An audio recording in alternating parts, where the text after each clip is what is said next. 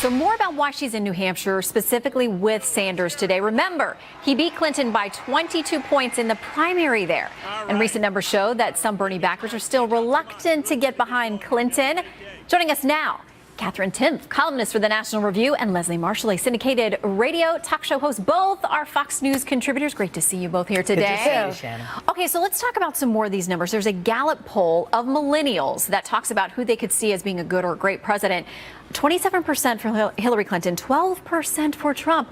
Does not sound like yet, Kat, that they are sold on either one of these options. Well, I'm really shocked after Hillary Clinton's Pokemon go to the polls joke. Oh, I forgot about that. Can't believe that didn't bring more millennials in. No, because I think a lot of them outreach she's had to millennials has seemed a little superficial. Obama did a really good job of going out and appearing on these shows and getting kind of the lingo, and she's trying to do the same thing. She's not really that good at it, and that's okay. You don't have to act like a millennial, like she's trying to be a millennial and a grandma and all these things. Say what you're going to do for us. Don't try to, it almost feels patronizing to see her doing this or see her on this show and acting like she's just one of us. You're not. You've been in politics forever, and you have no idea what it's like for us at all. But the dancing on the Ellen show, Leslie, I mean, that really was a tide turner there. No, it would be like me going to do it. It's super awkward. Okay, so one of the things that she has talked about and that Bernie Sanders talked about, and they tried to kind of work out a deal essentially on, was this idea of tuition-free or debt-free college. And there's some differences, basically, on the phraseology you're using there. But, the estimates put it at $350 to $500 billion. It would cost over 10 years, this plan that she wants. And we still don't know how she's going to pay for it, but it's obviously sounds good to some, people who are either in college or out with a lot of student loan debt.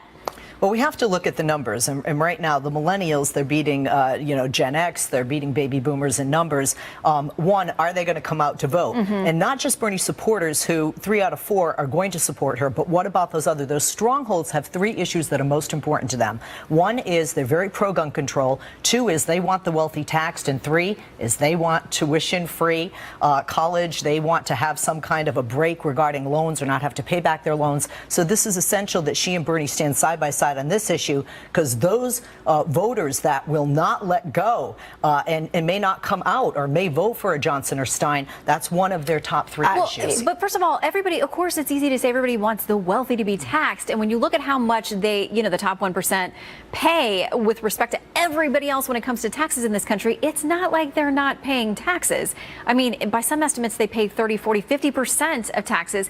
But it's a line, Kat, that seems to work with this group. Absolutely, but people aren't necessarily thinking that because Bernie said it, that Hillary's saying it. She's still connected to Goldman Sachs. There's still those speeches that everyone wants to know what they are.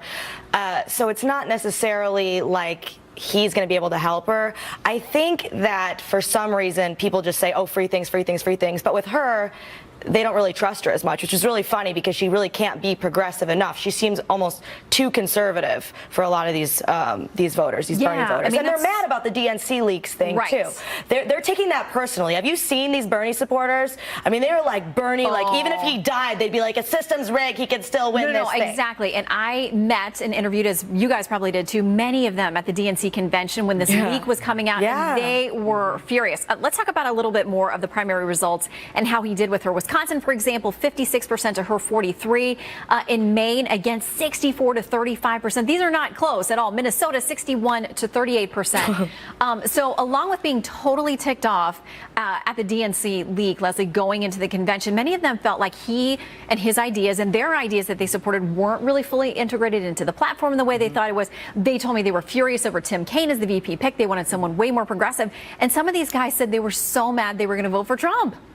I don't think they're going to, simply because they are so liberal and she's too conservative and Trump is more conservative than her. One, there are 2 polls, two post. She's more hawkish. There are 2 post-debate polls, and she did very strongly in the first debate, and there are 2 more to come. One in the state of Florida on a state level, and PPP on a national level, that showed 63% of millennials thought that she won, and 47% said they are more willing and open-minded to voting for her. Now, that doesn't say they will vote for her, but I think after debates 2 and 3, if she is as strong as the debate 1, you're going to see that. And historically, when people go to vote, and there's an independent, even when it was Ralph Nader, with Johnson and Stein, even though some people will vote for those individuals, there are some people that just know, oh, wait a minute, my vote really isn't going to count if I do this. And those historically go to a Democrat. Well, there's thinking she's better than Trump, and then there's also getting up off the couch to go vote for her, especially when you're all brokenhearted over your Bernie. Brushing off the cheesy puff crumbs. I mean, you know, we all find ourselves there sometimes, but turnout is going to be everything for these two camps when it comes down to it.